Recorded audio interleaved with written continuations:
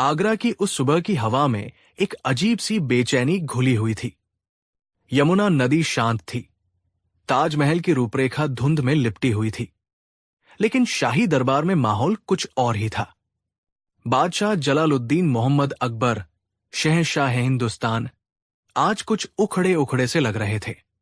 उनके माथे पर चिंता की लकीरें गहरी थी और उनकी नजरें दीवाना में मौजूद दरबारियों पर घूम रही थी, मानो किसी शिकार की तलाश में हो। दरबार रोज की तरह खचाखच भरा था। मंत्री, सेनापति, सलाहकार और अमीर उमरा अपनी अपनी जगहों पर सिर झुकाए बैठे थे। सब जानते थे कि जब बादशाह का मिजाज ऐसा हो तो खामोशी ही सबसे बेहतरीन हथियार होती है। तभी अकबर की नजरें अपने सबसे प्रिय और बुद्धिमान सलाहकार बीरबल पर जाकर टिकी। बीरबल हमेशा की तरह शांत और सहज भाव से खड़े थे। उनके चेहरे पर एक हल्की सी मुस्कान थी, जैसे वो बादशाह के मन की थाह ले रहे हों। अकबर ने अपनी भारी आवाज में कहा, बीरबल, हम कुछ दिनों से एक बात पर गौर कर रहे हैं। इस दुनिया में हर चीज को सिखाया बढ़ाया जा सकता है। एक जंगली जानवर को पालतू बनाया जा सकता है, एक अनपढ़ को विद्वान बनाया जा सकता है। तो क्या इंसान और जानवर में कोई बुनियादी फर्क है? बीरबल ने अदब से सिर झुकाकर जवाब दिया, आलमपनाह, इंसान और जानवर में सबसे बड़ा फर्क विवेक और बुद्धि का है। इंसान सीख सकता है, समझ सकता है और अपनी सीखी हुई बातों पर अमल कर सकता है। जानवर केवल प्रशिक्षण ले सकता है, अपनी मूल प्रवृत्ति को पूरी तरह नहीं छोड़ सकता। यह सुनकर अकबर के चेहरे पर एक कुटिल मुस्कान तैर गई। उन्हें बीरबल को फंसाने का एक मौका मिल गया था। दरबार के कुछ मंत्री, जो बीरबल की चतुराई और बादशाह से उनकी नजदीकी से जलते थे, कान लगाकर सुनने लगे। अकबर ने उंगली से खिड़की के बाहर इशारा किया, जहां एक धोबी अपने गधे पर कपड़ों का बोझ लादे जा रहा था। गधा बड़ी मुश्किल से कदम बढ़ा रहा था। बीरबल, हम तुम्हारी बात से सहमत नहीं हैं, बादशाह ने कहा। हमारा मानना है कि अगर सही शिक्षा दी जाए तो एक जानवर भी इंसानों की तरह समझदार बन सकता है। हम तुम्हें एक काम सौंपते हैं। तुम उस धोबी के गधे को लो और उसे इस तरह तालीम दो कि वो एक पढ़ा लिखा इंसान बन जाए। उसे बोलना सिखाओ, उसे शिष्टाचार सिखाओ, उसे एक विद्वान बनाओ। ये सुनते ही पूरे दरबार में सन्नाटा छा गया। कुछ लोग दबी जुबान में हंसने लगे। बीरबल के दुश्मन, विशेषकर मुल्ला दो प्याजा और सलाहकार शाहबाज खान की आंखों में चमक आ गई। उन्हें लगा, आज तो बीरबल फंस ही गया। एक गधे को इंसान बनाना, ये तो असंभव था। ये तो बादशाह का सीधा सीधा अपमान करने जैसा था। अगर बीरबल ने मना किया तो बादशाह का हुक्म टालने का आरोप लगेगा, और अगर हामी भरी तो ये काम पूरा न कर पाने पर जिल्लत झेलनी पड़ेगी। शाहबाज खान ने आगे बढ़कर कहा, जहांपनाह, ये तो बीरबल की बुद्धिमानी की असली परीक्षा होगी। हम सब देखना चाहेंगे कि बीरबल जी एक गधे को कैसे इंसान बनाते हैं। उसकी आवाज में व्यंग्य साफ झलक रहा था। बीरबल शांत रहे। उन्होंने एक पल के लिए अपनी आंखें बंद की, जैसे कुछ सोच रहे हों। फिर उन्होंने बादशाह की ओर देखा और कहा, आलमपना, आपका हुक्म सर आंखों पर। मैं इस गधे को शिक्षित करने की पूरी कोशिश करूंगा, लेकिन मेरी कुछ शर्तें हैं। अकबर ने उत्सुकता से पूछा, कैसी शर्तें? बीरबल ने कहा, पहली शर्त यह है कि इस शिक्षा के लिए मुझे 6 महीने का समय दिया जाए। दूसरी, इस गधे की शिक्षा और रहने सहने के लिए मुझे शाही खजाने से 1000 सोने की मोहरें दी जाएं, क्योंकि एक विद्वान को तैयार करने में खर्च तो आता ही है।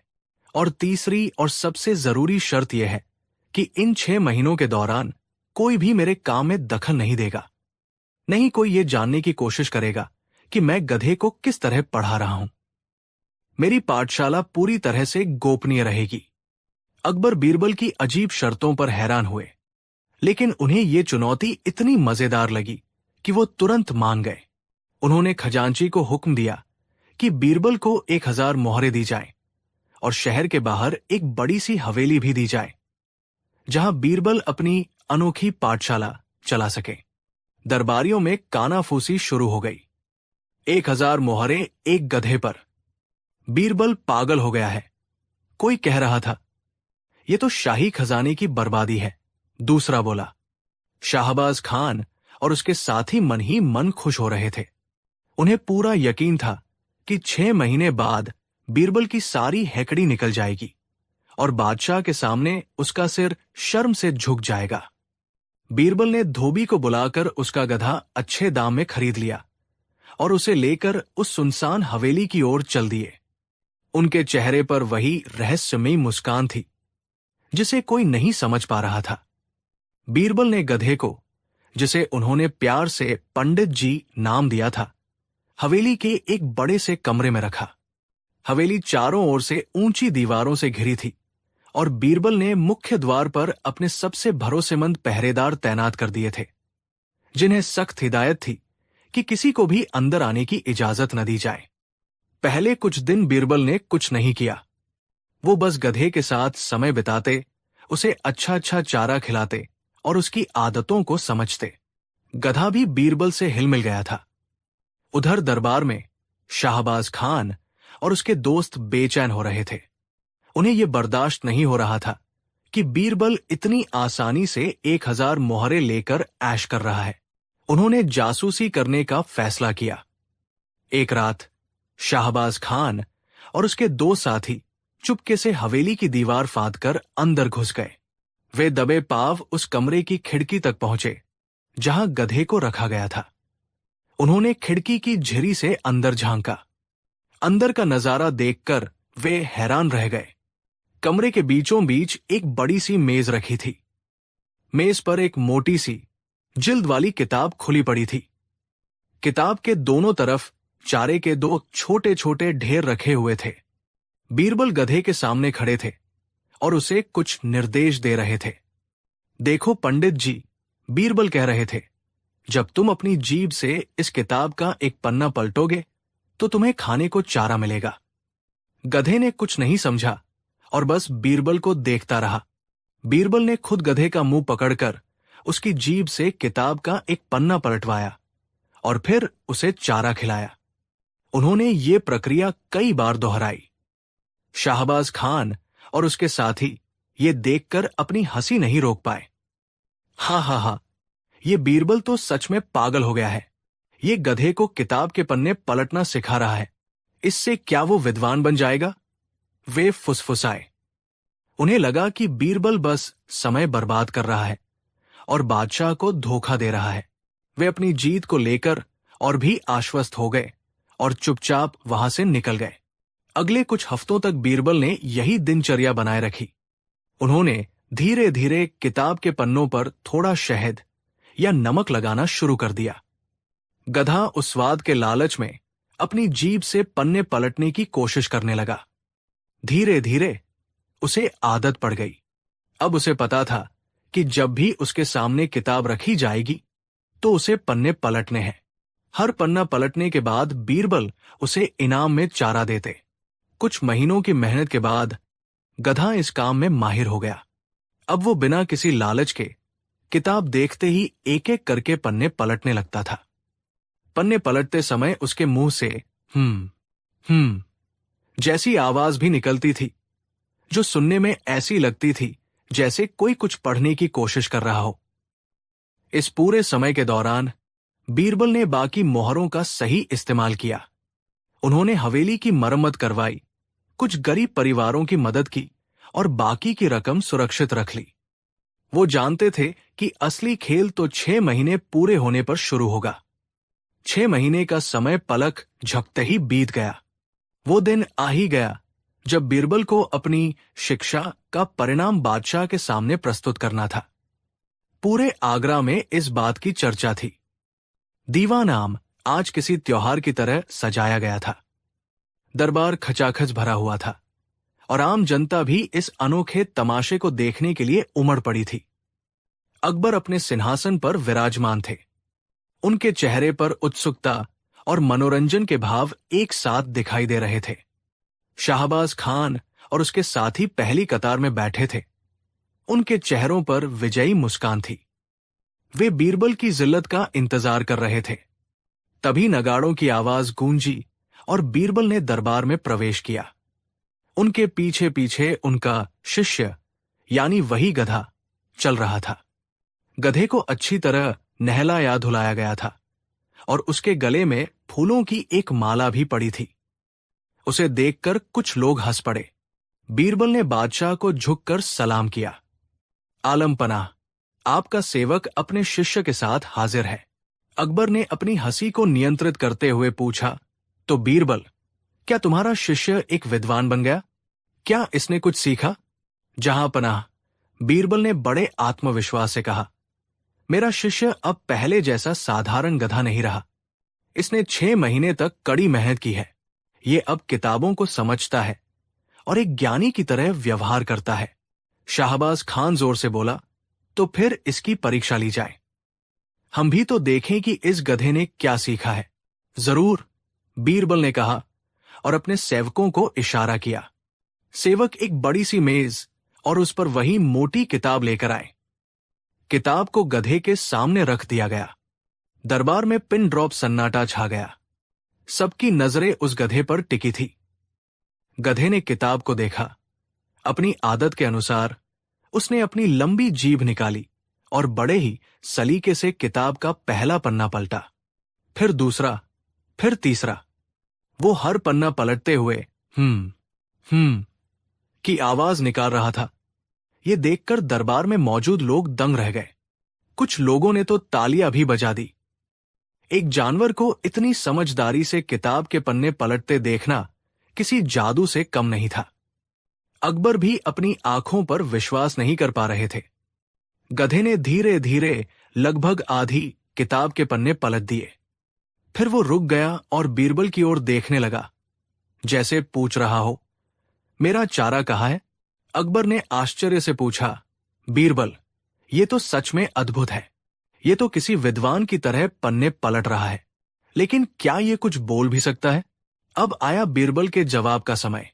उन्होंने सिर झुकाया और कहा, आलम पनाह, मैंने इसे बोलना सिखाने की बहुत कोशिश की, पर 6 महीने की कड़ी मेहनत के बाद भी ये सिर्फ अपनी भाषा में ही बात करता है, यानी ढेंचू ढेंचू ही करता है। इसने इंसानी भाषा सीखने से साफ इनकार कर दिया। ये सुनकर शाहबाज खान को मौका मिल गया। वो खड़ा हुआ और बोला, देखा जहांपनाह, मैंने तो पहले ही कहा था। बीरबल असफल रहा। ये गधा अभी भी गधा ही है। इसने बोलना नहीं सीखा। बीरबल ने आपका, पूरे दरबार का और शाही खजाने का समय और पैसा बर्बाद किया है। इन्हें सजा मिलनी चाहिए। दरबार में कई लोग उसकी हां में हां मिलाने लगे। अकबर भी सोच में पड़ गए। बात तो सही थी। गधे ने पन्ने पलटना तो सीख लिया था, पर वो इंसान तो नहीं बन पाया था। अकबर ने बीरबल की ओर देखा।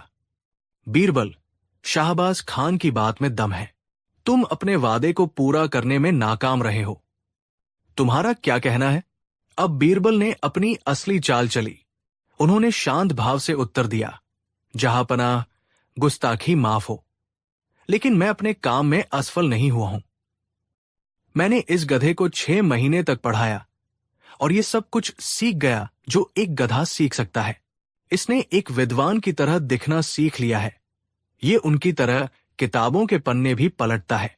कई बार तो हमारे समाज में भी ऐसे पढ़े लिखे लोग मिल जाते हैं जो बिना एक शब्द समझे बड़ी बड़ी किताबों के पन्ने पलटते रहते हैं और खुद को ज्ञानी समझते हैं। इस गधे ने भी ज्ञान का दिखावा करना तो सीख लिया, पर उसके अर्थ को नहीं समझ सका। बीरबल एक पल रुके और फिर अपनी आवाज में गंभीरता लाते हुए बोले, और जहां तक बोलने की बात है, तो 6 महीने तक इंसानों की संगत में रहने के बाद इसने एक बहुत महत्वपूर्ण बात सीखी है। इसने सीखा कि अगर ये अपना मुंह खोलेगा और सच बोलेगा, यानी ढेंचू ढेंचू करेगा, तो लोग इसे गधा समझेंगे और इसकी विद्वता का सारा भ्रम टूट जाएगा। इसलिए ये चुप रहना ही बेहतर समझता है। ठीक वैसे ही जैसे कई दरबारी सच जानते हुए भी बादशाह के डर से अपना मुंह बंद रखते हैं। बीरबल का ये तीर सीधा निशाने पर लगा। उन्होंने एक साथ 2 बातें कह दी थी। एक, कि सच्ची शिक्षा और दिखावे में फर्क होता है, और दूसरा, उन्होंने चापलूस दरबारियों पर भी गहरा तंज कसा था। और अंत में जहांपनाह बीरबल ने अपनी बात पूरी की। मैंने इसे बोलना सिखाने की बहुत कोशिश की, लेकिन ये इतना हठी और अपनी जाति का पक्का निकला कि इसने इंसानी भाषा सीखने से मना कर दिया। ये कहता है कि मैं गधा ही ठीक हूं, मुझे इंसान नहीं बनना, क्योंकि इंसान बनकर झूठ, फरेब और चापलूसी सीखने से बेहतर है कि गधा बनकर ही ईमानदार रहा जाए। ये सुनते ही बादशाह अकबर अपनी हंसी नहीं रोक सके। वो जोर जोर से हंसने लगे। उनकी हंसी की गूंज पूरे दीवान आम में फैल गई। वो बीरबल की चतुराई और हाजिर जवाबी के कायल हो गए थे। बीरबल ने न केवल एक असंभव काम को संभव करके दिखाया था, बल्कि उसके जरिए एक बहुत बड़ा जीवन का सबक भी सिखा दिया था। उन्होंने साबित कर दिया था कि किसी की बाहरी आदतों को तो बदला जा सकता है, पर उसकी मूल प्रवृत्ति या स्वभाव को बदलना लगभग नामुमकिन है।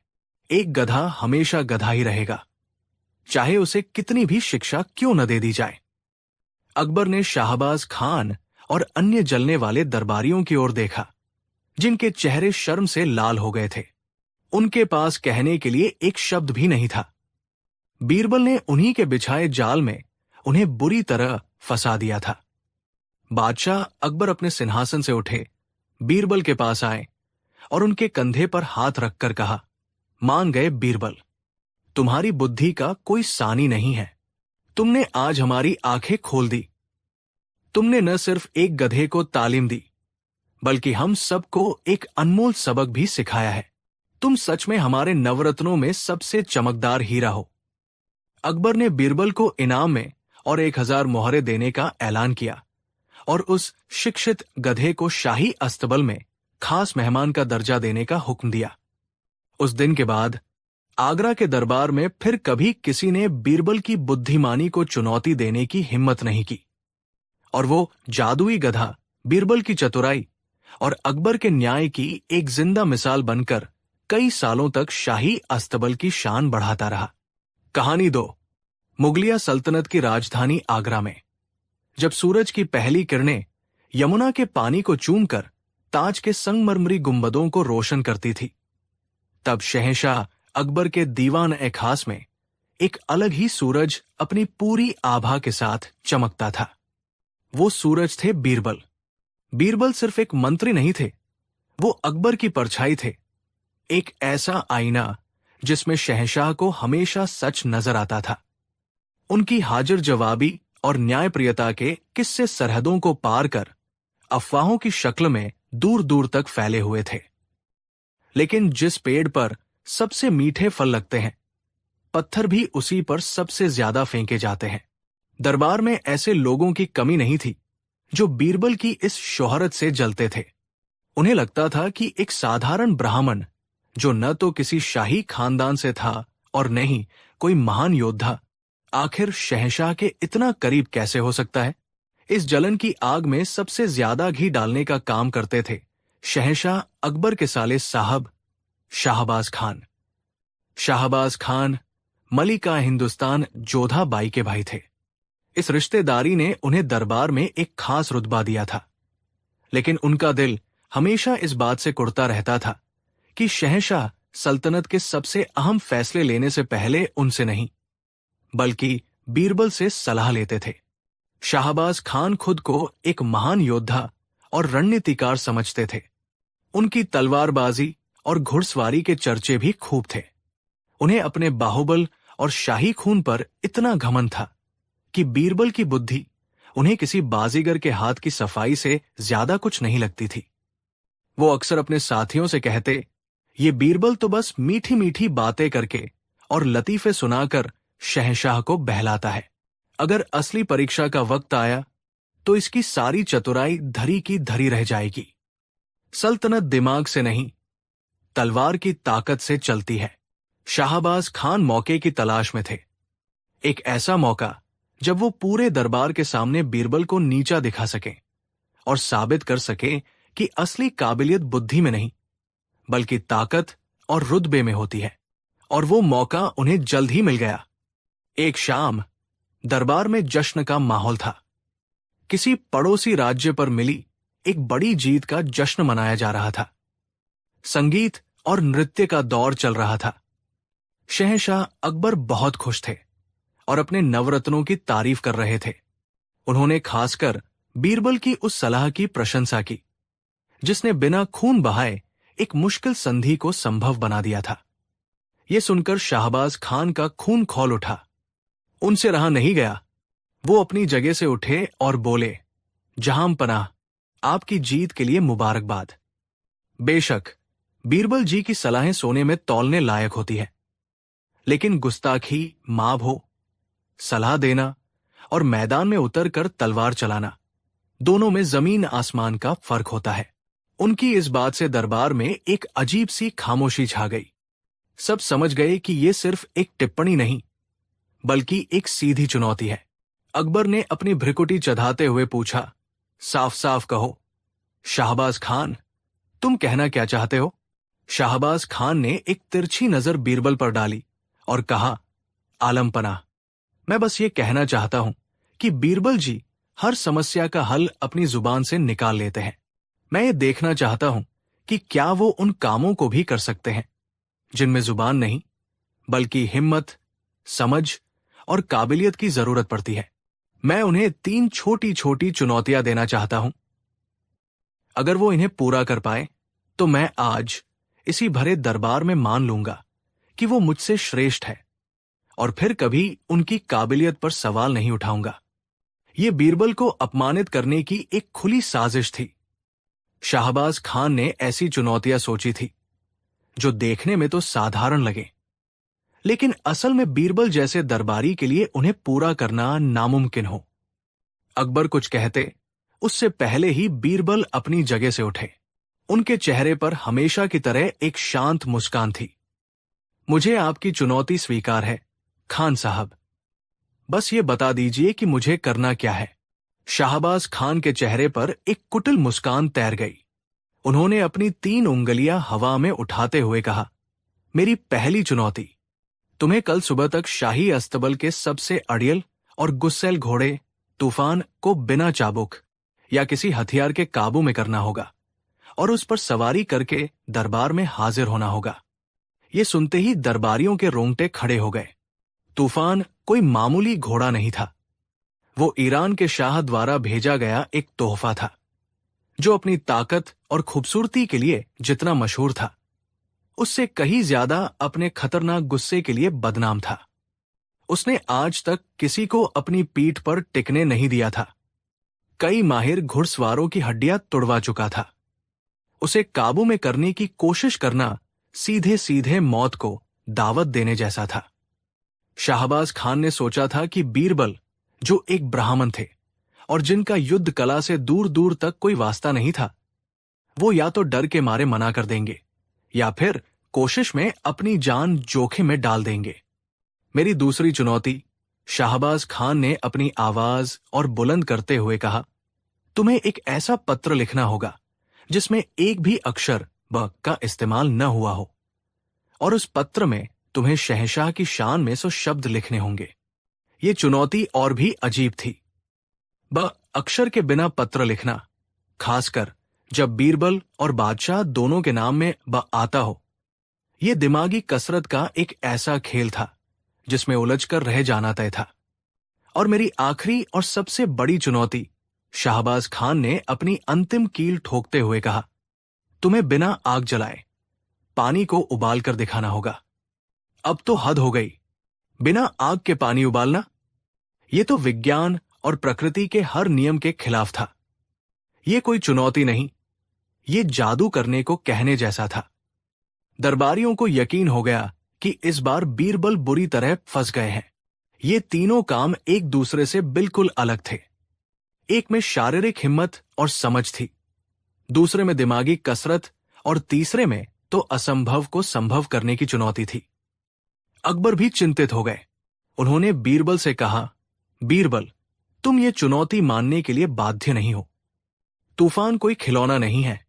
लेकिन बीरबल ने सिर झुकाकर कहा, जहां पनाह, जब काबिलियत पर सवाल उठाया जाए तो हर चुनौती स्वीकार कर लेनी चाहिए। खान साहब को उनके जवाब कल शाम तक मिल जाएंगे। शाहबाज खान अपनी जीत पर मुस्कुराते हुए अपनी जगह पर जाकर बैठ गए। उन्हें पूरा यकीन था कि कल शाम बीरबल का सिर शर्म से झुका होगा। पहली चुनौती, अड़ियल घोड़े पर सवारी। उस रात बीरबल शाही अस्तबल गए। तूफान सच में अपनी नस्ल का शहंशाह था। काले रंग का चमचमाता शरीर, हवा में लहराती पूंछ और आंखों में एक जंगली आग। वो किसी को भी अपने पास फटकने नहीं दे रहा था। बीरबल ने उसे चाबुक या लगाम से काबू करने की कोशिश नहीं की। वो बस उसके बाड़े के बाहर एक स्टूल पर बैठ गए और उसे गौर से देखने लगे। घंटों बीत गए। बीरबल न हिले, न कुछ बोले। वो बस उसे देखते रहे। तूफान पहले तो उन पर गुर्राता रहा, हिनहिनाता रहा, लेकिन जब उसने देखा कि ये आदमी उसे कोई नुकसान नहीं पहुंचा रहा, तो उसका गुस्सा धीरे धीरे शांत होने लगा। देर रात बीरबल ने शाही बावर्ची खाने से कुछ गुड़ और चने मंगवाए और उन्हें बाड़े के अंदर फेंक दिया। तूफान ने पहले तो उन्हें सूंघा, फिर धीरे धीरे खाने लगा। बीरबल ने यह प्रक्रिया कई बार दोहराई। फिर उन्होंने अस्तबल के सबसे पुराने और अनुभवी साइस को बुलाया, जो तूफान की फितरत को समझता था। उन्होंने साइस से घंटों बात की। तूफान की आदतें, उसका डर, उसकी पसंद नापसंद, सब कुछ जाना। अगली सुबह जब दरबार लगने वाला था, शाहबाज खान और बाकी दरबारी अस्तबल के बाहर जमा हो गए। वो बीरबल की नाकामी का तमाशा देखने आए थे। बीरबल अस्तबल के अंदर गए, लेकिन इस बार वो अकेले नहीं थे। उनके साथ साइस एक घोड़ी को लेकर आया, जो अस्तबल की सबसे शांत और सुंदर घोड़ी थी। तूफान उस घोड़ी को देखकर बेचैन हो उठा। बीरबल ने साइस को इशारा किया और वो घोड़ी को लेकर अस्तबल से बाहर जाने लगा। तूफान अपनी साथी को जाते देख और भी ज्यादा बेचैन हो गया। वो जोर जोर से हिनहिनाने लगा। बीरबल धीरे धीरे उसके पास गए और प्यार से उसकी गर्दन सहलाने लगे।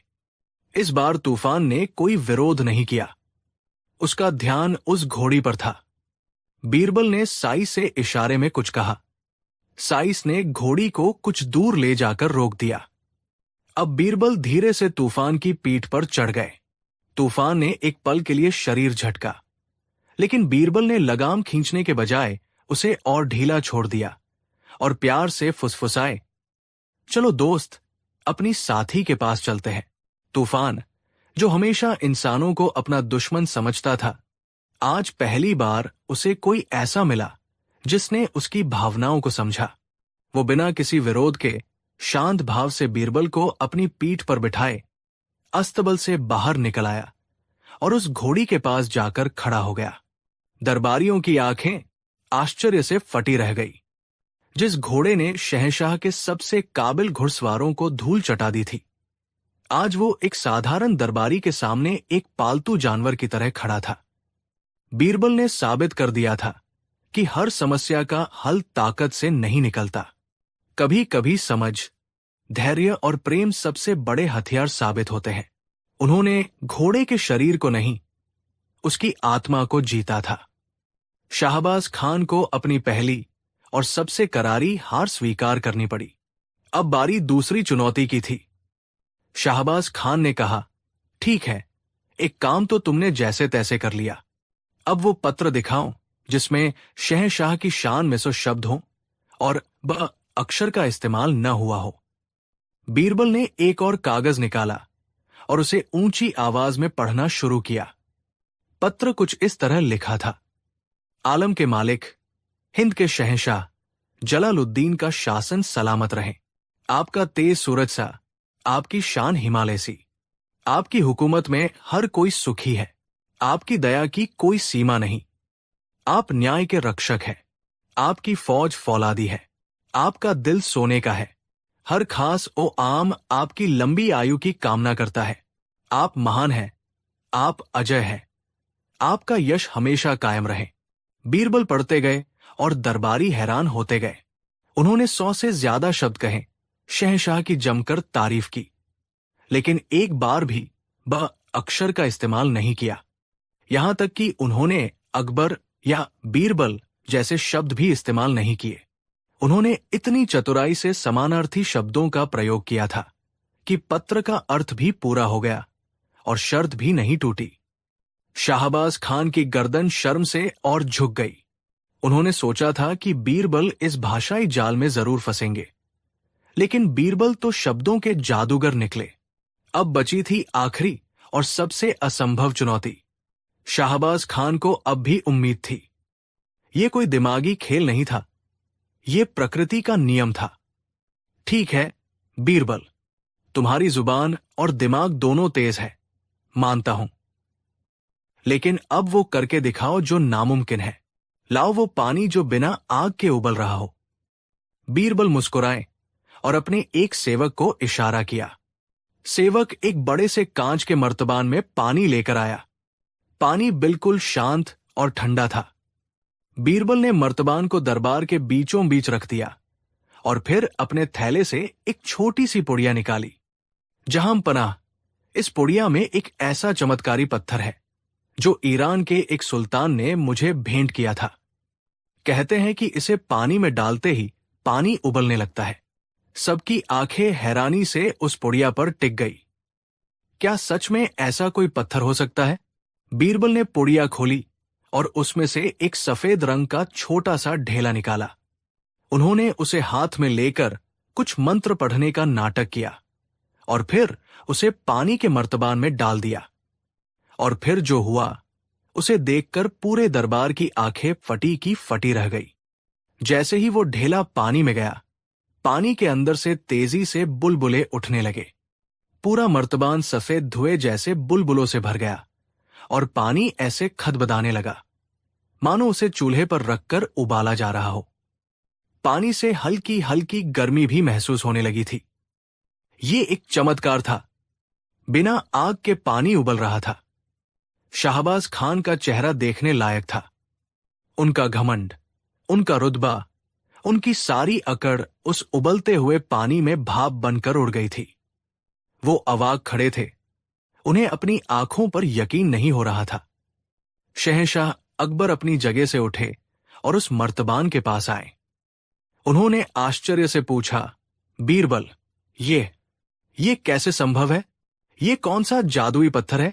बीरबल ने मर्तबान से वो ढेला बाहर निकाला और मुस्कुराते हुए कहा, जहां पनाह, ये कोई जादुई पत्थर नहीं है। ये तो मामूली अनबुझा चूना, क्विक लाइम है। उन्होंने समझाया, विज्ञान का एक साधारण सा नियम है, जहां पनाह।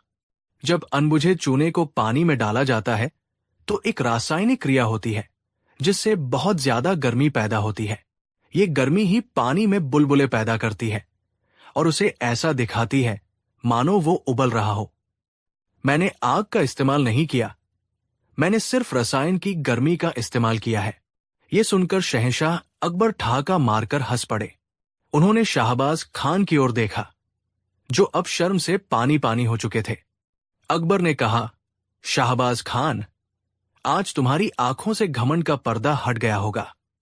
बीरबल ने साबित कर दिया कि सच्ची ताकत तलवार की धार में या शाही खून में नहीं होती। सच्ची ताकत होती है ज्ञान में, बुद्धि में और सोच के उस दायरे में जहां असंभव भी संभव लगने लगता है। शाहबाज खान ने आगे बढ़कर बीरबल के सामने अपना सिर झुका दिया। मुझे माफ कर दो बीरबल, मैं अपने घमंड में अंधा हो गया था। आज मैं मानता हूं कि तुम सिर्फ शहंशाह के नहीं बल्कि पूरी सल्तनत के सबसे कीमती नवरत्न हो। और इस तरह बीरबल ने एक बार फिर अपनी असाधारण बुद्धि से न सिर्फ एक असंभव चुनौती को पूरा किया, बल्कि एक घमंडी इंसान को इंसानियत और ज्ञान का सबसे बड़ा सबक भी सिखाया। ये कहानी हमें बताती है कि दुनिया में कोई भी चुनौती बड़ी नहीं होती, बस उसे देखने का हमारा नजरिया सही होना चाहिए। कहानी 3, आगरा का दीवान ए खास, जहां हर सुबह एक नया इतिहास लिखा जाता था। शहंशाह अकबर के नवरत्नों की चमक से यह दरबार हमेशा रोशन रहता था, लेकिन इस चमक के केंद्र में थे बीरबल। बीरबल सिर्फ एक मंत्री नहीं बल्कि अकबर की आत्मा की आवाज थे। उनकी बुद्धि का लोहा पूरी सल्तनत मानती थी, लेकिन जहां रोशनी होती है वहां परछाइयां भी गहरी होती है। दरबार में कई ऐसे अमीर उम्रा और मंत्री थे जिनके दिलों में बीरबल के लिए सम्मान नहीं बल्कि ईर्ष्या की आग धधकती थी। इनमें सबसे आगे थे अकबर के साले साहब शाहबाज खान। शाहबाज खान को अपनी शाही रिश्तेदारी और अपनी सैन्य ताकत पर बड़ा घमंड था।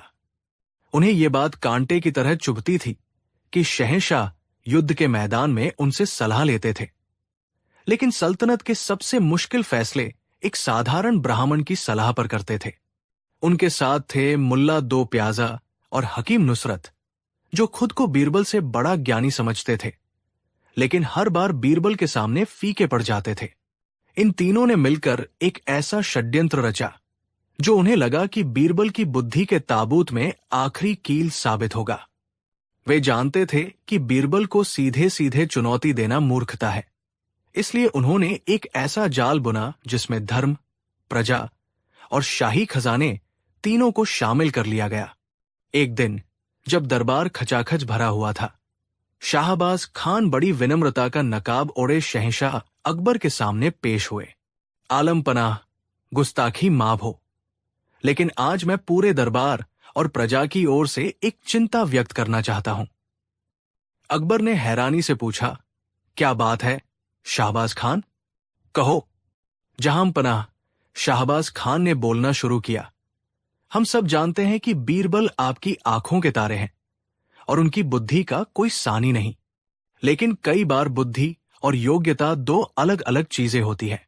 हमें लगता है कि मुख्य सलाहकार का पद एक ऐसी जिम्मेदारी है जिसके लिए सिर्फ बुद्धि ही नहीं बल्कि हर तरह की काबिलियत होनी चाहिए।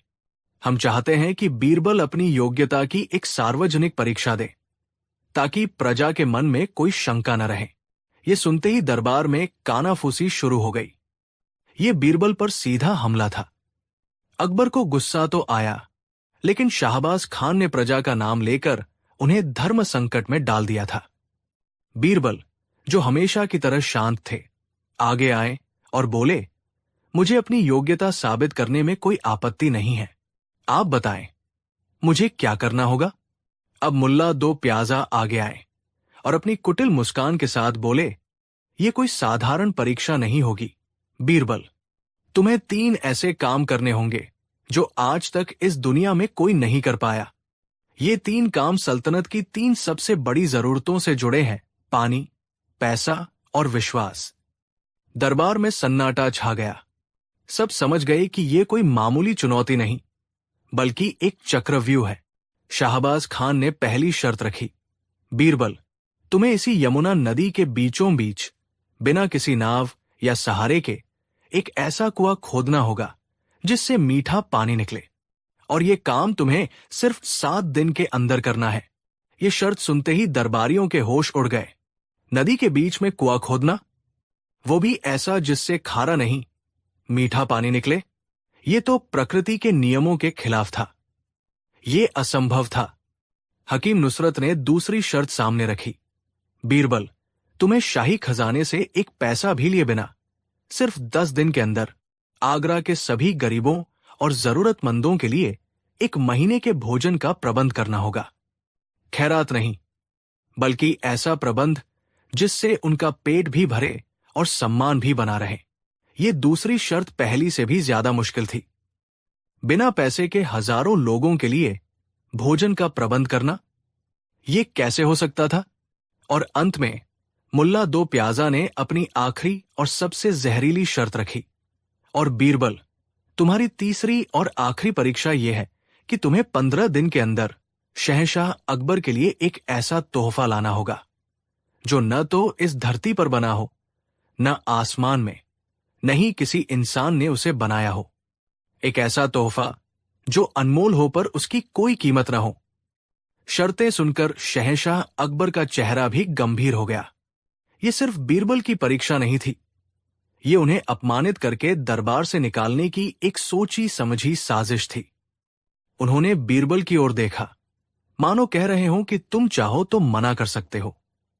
लेकिन बीरबल के चेहरे पर चिंता की एक लकीर तक नहीं थी। उन्होंने तीनों षड्यंत्रकारियों को देखा और फिर शहंशाह को। एक हल्की सी मुस्कान के साथ उन्होंने कहा, जहां पनाह, मुझे ये तीनों शर्तें मंजूर है। ये सुनकर शाहबाज खान और उनके साथी मन ही मन जश्न मनाने लगे। उन्हें यकीन हो गया था कि बीरबल अपने ही अहंकार में फंस गए हैं। पहले 7 दिन बीरबल के लिए थे। उन्होंने किसी भी कारीगर या मजदूर को नहीं बुलाया। इसके बजाय उन्होंने आगरा के सबसे कुशल बढ़ई, लोहार और कुम्हारों को बुलवाया। उन्होंने उन सबको कुछ गुप्त निर्देश दिए और वे सब काम में लग गए। दरबार में हर रोज मजाक उड़ता। देखो, 7 दिन में से 3 दिन निकल गए और बीरबल ने एक फावड़ा तक नहीं उठाया, शाहबाज खान कहते। छठे दिन बीरबल ने शहंशाह अकबर और पूरे दरबार को यमुना के किनारे आने का निमंत्रण दिया। जब सब वहां पहुंचे तो उन्होंने देखा कि नदी के किनारे लकड़ी, लोहे और मिट्टी से बनी एक अजीबोगरीब, विशालकाय, खोखली नली जैसी चीज रखी है। ये इतनी बड़ी थी कि कई आदमी इसके अंदर खड़े हो सकते थे। इसके एक सिरे पर लोहे का एक नुकीला और भारी हिस्सा लगा था। बीरबल ने मजदूरों को आदेश दिया। मजदूरों ने उस विशाल नली को नदी के बीचों बीच उस जगह पर खड़ा कर दिया जहां पानी का बहाव सबसे कम था। फिर उन्होंने उस नली के ऊपर एक भारी चबूतरा बनाया और उस पर बड़े बड़े पत्थर रखने शुरू कर दिए। पत्थरों के वजन से लोहे का नुकीला सिरा धीरे धीरे नदी की सतह के नीचे की रेत और मिट्टी में धंसने लगा। शाहबाज खान ने मजाक उड़ाया, हाँ, ये क्या कर रहे हो बीरबल? तुम कुआं खोद रहे हो या नदी में खंभा गाड़ रहे हो? बीरबल मुस्कुराए और बोले, सब्र रखिए खान साहब। जैसे जैसे नली नीचे धंसती गई, उसके अंदर का नदी का पानी बाहर निकाल दिया गया।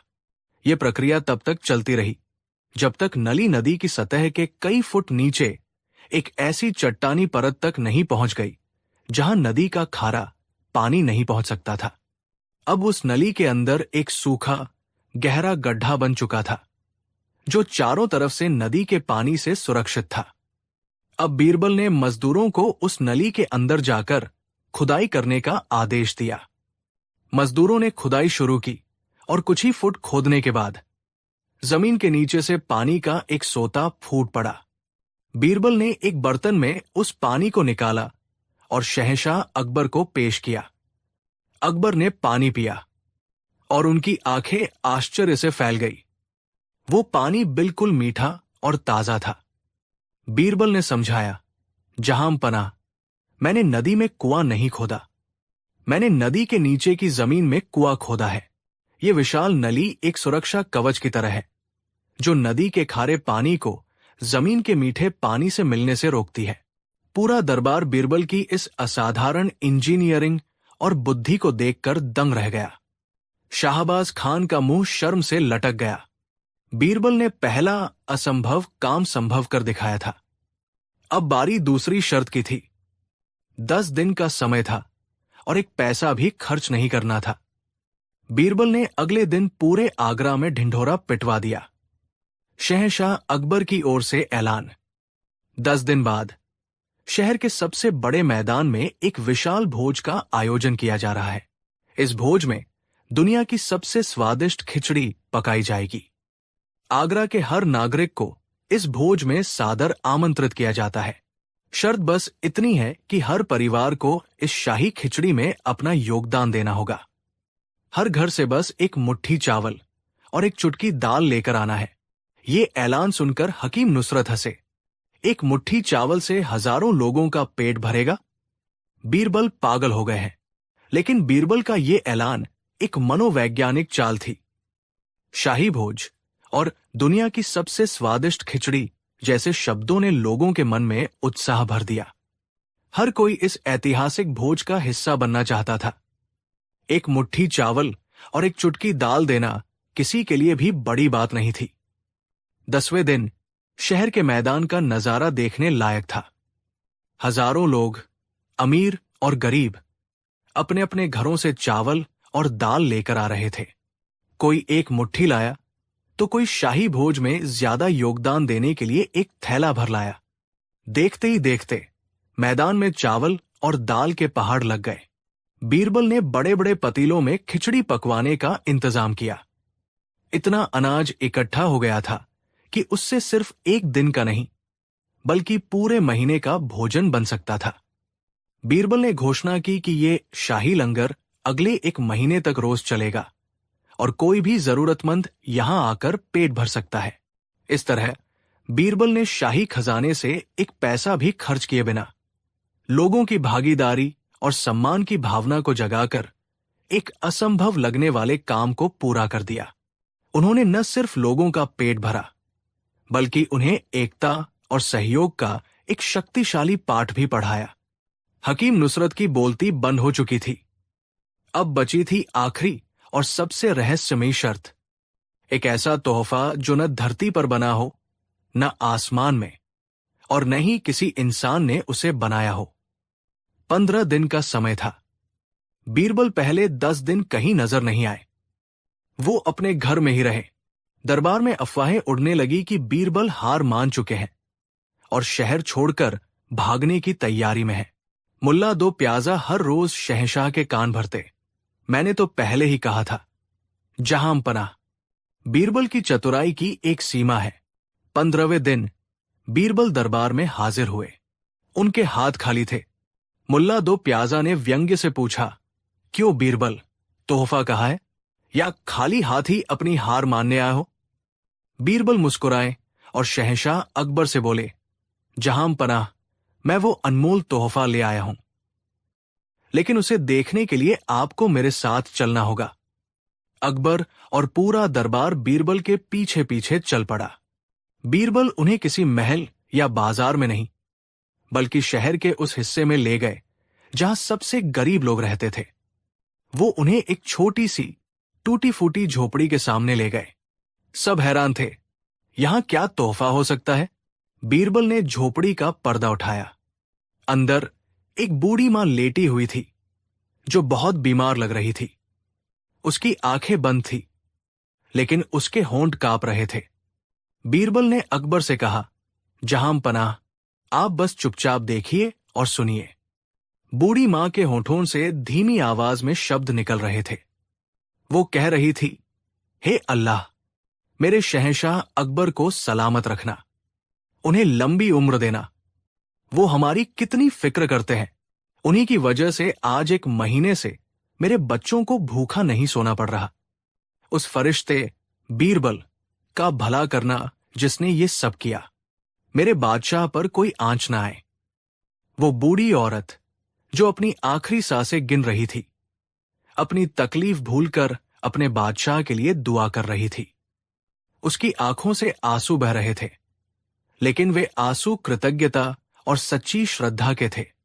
ये दृश्य देखकर शहंशाह अकबर का दिल भर आया। उनकी आंखों में भी पानी आ गया।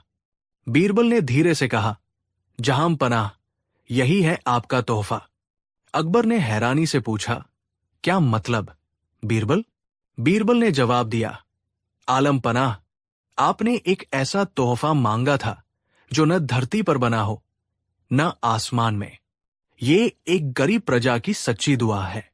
ये किसी लोहार या सुनार की दुकान पर नहीं बनती। ये आसमान से नहीं बरसती। इसे कोई इंसान बना नहीं सकता। ये तो सीधे एक पवित्र और निश्चल दिल से निकलती है और सीधे मुदा तक पहुंचती है।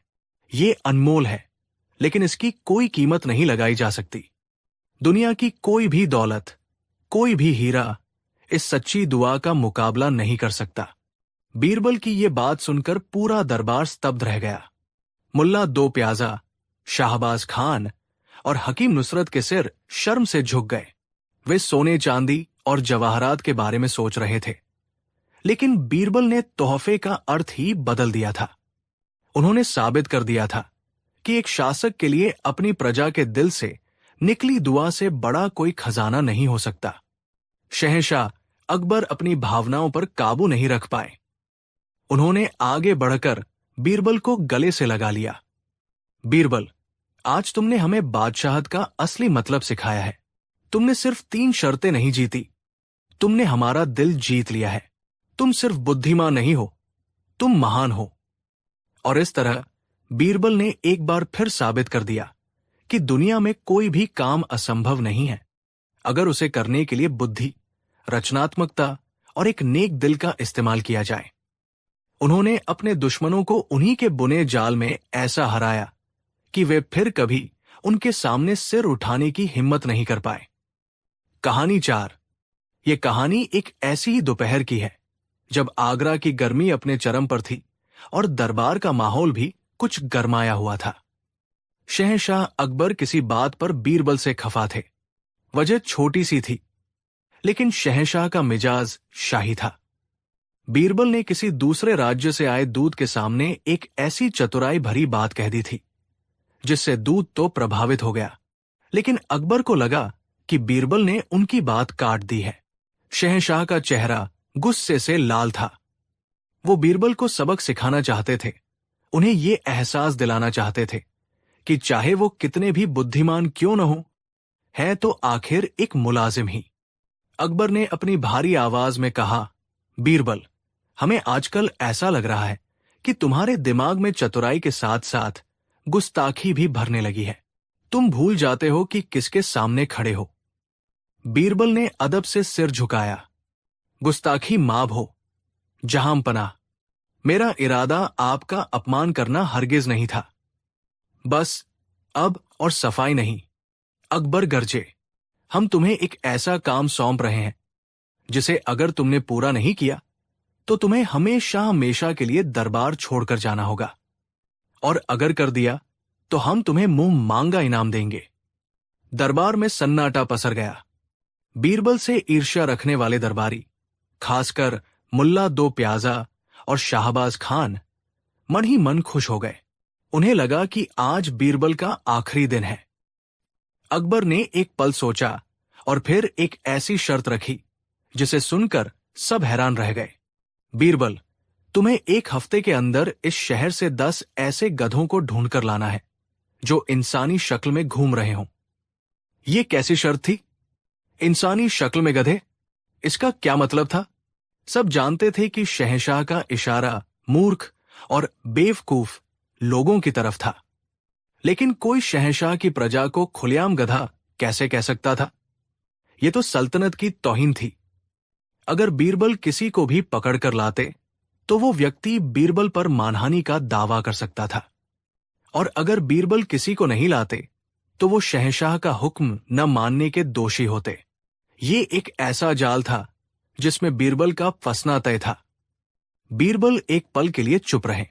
उन्होंने शहंशाह की आंखों में झांका। वो जानते थे कि ये गुस्सा क्षणिक है, लेकिन हुक्म तो हुक्म था। बीरबल ने मुस्कुराते हुए कहा, जहां पनाह, आपका हुक्म सर आंखों पर।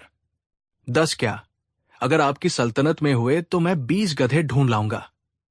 बस मुझे 1 हफ्ते की मोहलत और थोड़ी मदद चाहिए। कैसी मदद? अकबर ने पूछा। मुझे शाही खजाने से 1000 सोने की मोहरें और कुछ सिपाहियों की जरूरत पड़ेगी, बीरबल ने कहा। अकबर चौंके। गधे ढूंढने के लिए सोने की मोहरें? खैर, उन्होंने सोचा कि बीरबल खुद ही अपने जाल में फंस रहे हैं।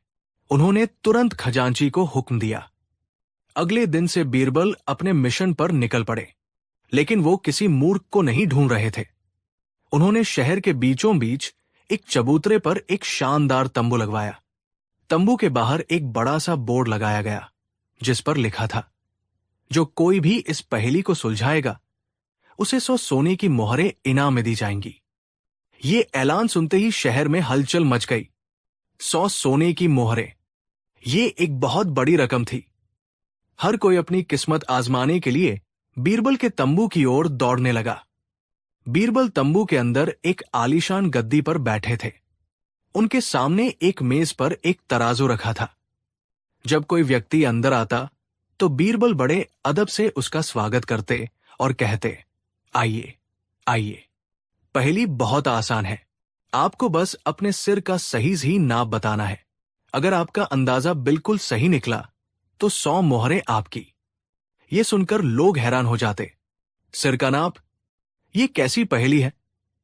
लेकिन इनाम की लालच में हर कोई कोशिश करने को तैयार था। एक मोटा सेठ आया और बोला, मेरा सिर? अरे, ये तो 3.5 बित्ता होगा। बीरबल के सहायक तुरंत एक फीते से उसका सिर नापते और कहते, माफ करना सेठ जी, आपका सिर तो 4 बित्ता है, आप हार गए। एक ज्ञानी पंडित जी आए। उन्होंने बड़े गणित के साथ हिसाब लगाया और कहा, मेरे मस्तिष्क का घेरा ठीक ठीक 22 अंगुल और 4 सूत है। नापने पर पता चला कि वो भी गलत थे। दिन भर लोगों का तांता लगा रहा। हर कोई आता, अपने सिर के बारे में बड़े बड़े दावे करता, लेकिन कोई भी सही नाप नहीं बता पाता। बीरबल हर असफल व्यक्ति का नाम, पता और उसके द्वारा बताया गया गलत नाप एक बही खाते में बड़ी सावधानी से लिखवाते जा रहे थे। 3-4 दिन तक यही सिलसिला चलता रहा। आगरा के बड़े बड़े अमीर, विद्वान, कलाकार सब अपनी किस्मत आजमा चुके थे और हार चुके थे। मुल्ला 2 प्याजा भी भेष बदलकर वहां पहुंचे और अपने सिर का नाप गलत बताकर अपनी बेइज्जती करवा बैठे। छठे दिन की शाम को जब बीरबल अपना तंबू समेटने की तैयारी कर रहे थे, एक आदमी डरतास हमता हुआ उनके पास आया। वो शहर का एक मामूली धोबी था, जिसका नाम कालू था। कालू ने हाथ जोड़कर कहा, हुजूर, मैंने भी आपके इनाम के बारे में सुना है, क्या मैं भी कोशिश कर सकता हूं? बीरबल ने मुस्कुराकर कहा, क्यों नहीं, ये दरबार सबके लिए खुला है। बताओ, तुम्हारे सिर का नाप क्या है? कालू ने बड़ी मासूमियत से कहा, हुजूर, मैं तो एक अनपढ़ गवार आदमी हूं। मैं भला अपने सिर का नाप कैसे जान सकता हूं? मैं तो दिन भर अपने गधों के साथ रहता हूं, उन्हीं की तरह मेहनत करता हूं। सच कहो तो हुजूर, मुझमें और मेरे गधे में कोई खास फर्क नहीं है। आप ही नाप कर बता दीजिए, वही सही होगा। ये सुनते ही बीरबल अपनी गद्दी से उठ खड़े हुए। उनकी आंखों में एक चमक आ गई। उन्होंने अपने सहायक को इशारा किया। सहायक ने कालू का नाम उस बही खाते में नहीं, बल्कि एक दूसरी खास सूची में लिख लिया। बीरबल ने अपनी जेब से 100 सोने की मोहरें निकाली और कालू को देते हुए कहा, तुम ही इस इनाम के असली हकदार हो मेरे दोस्त, क्योंकि तुमने वो सच स्वीकार किया जिसे स्वीकार करने की हिम्मत बड़े बड़े ज्ञानी भी नहीं कर पाए। कालू हैरान परेशान मोहरे लेकर खुशी खुशी चला गया। 1 हफ्ता पूरा हो गया। दरबार लगा हुआ था। शहंशाह अकबर सिंहासन पर विराजमान थे। उनकी नजरों में बेचैनी थी। उन्हें लग रहा था कि बीरबल ये शर्त पूरी नहीं कर पाएंगे। शाहबाज खान और मुल्ला 2 प्याजा विजयी भाव से एक दूसरे को देख रहे थे। तभी बीरबल ने दरबार में प्रवेश किया। उनके हाथ में एक लंबा सा बही खाता था। क्यों बीरबल? अकबर ने कड़क आवाज में पूछा, क्या तुम्हें वो 10 गधे मिले या तुम अपनी हार मानने आए हो? बीरबल ने सिर झुकाकर कहा, आलम पनाह, आपकी सल्तनत बहुत महान है। यहां गधों को ढूंढना बहुत मुश्किल काम था, लेकिन आपकी इनायत से मुझे 10 नहीं बल्कि पूरे 999 गधे मिले हैं। ये सुनते ही पूरे दरबार में जैसे भूचाल आ गया। 999? क्या बकवास है! अकबर चिल्लाए। कहाँ है वो सब? पेश करो उन्हें हमारे सामने। बीरबल ने वो मोटा बही खाता शहंशाह के सामने रख दिया। जहांपनाह, ये रही उन सभी महानुभावों की सूची, उनके नाम और पते के साथ। ये वो लोग हैं जो इस साधारण सी बात को नहीं जानते कि उनके सिर का नाप क्या है, लेकिन फिर भी वो इसके बारे में बड़े बड़े दावे करते हैं और खुद को महाज्ञानी समझते हैं। जो व्यक्ति अपने शरीर के बारे में ही नहीं जानता लेकिन दुनिया को ज्ञान देने चला है, उसे आप क्या कहेंगे? अकबर ने बही खाते के पन्ने पलटे। उसमें शहर के बड़े बड़े नामी गिरामी लोगों के नाम थे, यहां तक कि उनके कुछ दरबारियों और मुल्ला 2 प्याजा का भी नाम था। अकबर का गुस्सा अब हंसी में बदल रहा था। वो बीरबल की चतुराई समझ गए थे। ठीक है बीरबल, मान लिया हमने, ये तो हुए 999, लेकिन हमने तो 10 मांगे थे। बाकी के कहाँ हैं? मुल्ला 2 प्याजा ने अपनी इज्जत बचाने की कोशिश करते हुए कहा। बीरबल ने एक गहरी सांस ली। अब वो पल आ गया था जिसका सबको इंतजार था। उन्होंने बड़ी गंभीरता से कहा, 10वां गधा ढूंढने में मुझे सबसे ज्यादा मेहनत लगी। जहांपना, वो आसानी से हाथ नहीं आ रहा था। तो कौन है वो 10वां? अकबर ने उत्सुकता से पूछा। बीरबल ने एक कदम आगे बढ़ाया, शहंशाह की आंखों में आंखें डाली और बड़ी हिम्मत के साथ लेकिन अदब से कहा, जहांपनाह, गुस्ताखी की हद से भी बड़ी गुस्ताखी माफ हो, लेकिन 10वां गधा मैं हूं। दरबार में सुई पटक सन्नाटा छा गया। हवा ने चलना बंद कर दिया। लोगों ने अपनी सांसें रोक ली। बीरबल ने खुद को गधा कह दिया था। यह तो अविश्वसनीय था। अकबर भी अवाक रह गए। तुम खुद को गधा क्यों कह रहे हो बीरबल? बीरबल ने सिर झुकाए हुए जवाब दिया, आलम पनाह, एक गधा ही तो दूसरे गधों को पहचान सकता है और उन्हें ढूंढने निकल सकता है। अगर मैं गधा ना होता तो मैं भला ये गधों वाला काम अपने सिर पर क्यों लेता? एक बुद्धिमान व्यक्ति कभी भी इंसानों की शक्ल में गधे ढूंढने जैसा मूर्खतापूर्ण काम नहीं करेगा। ये काम मुझे सौंपा गया और मैंने इसे बिना सोचे समझे स्वीकार कर लिया, इसलिए 10वां गधा मैं ही हूं। बीरबल की इस हाजिर जवाबी और खुद पर व्यंग्य करने की कला ने अकबर को निरुत्तर कर दिया। उनका सारा गुस्सा काफूर हो गया। वो अपनी हंसी रोक नहीं पाए और जोर जोर से हंसने लगे। उनकी हंसी के साथ पूरा दरबार भी हंस पड़ा।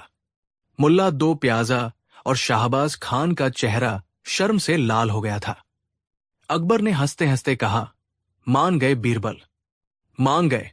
तुम्हारी बुद्धि का कोई जवाब नहीं। तुमने न सिर्फ हमारी शर्त पूरी की बल्कि हमें ही निरुत्तर कर दिया। लेकिन तुमने तो सिर्फ 10 ही बताए। हमारी शर्त के अनुसार तुम्हें 11वां भी बताना होगा। बीरबल ने एक पल सोचा और फिर एक और धमाका किया। जहांपनाह, आपने 10 मांगे थे, मैंने 11वां भी ढूंढ लिया है। कौन है वो? अकबर ने और भी उत्सुकता से पूछा। बीरबल ने कहा, जहांपनाह, वो व्यक्ति जो इंसानों से गधों को पहचानने की उम्मीद करता है, जो ऐसे बेतुके और असंभव काम सौंपता है और फिर उन गधों की गिनती में दिलचस्पी भी लेता है। माफ कीजिएगा आलमपनाह, लेकिन 11वां।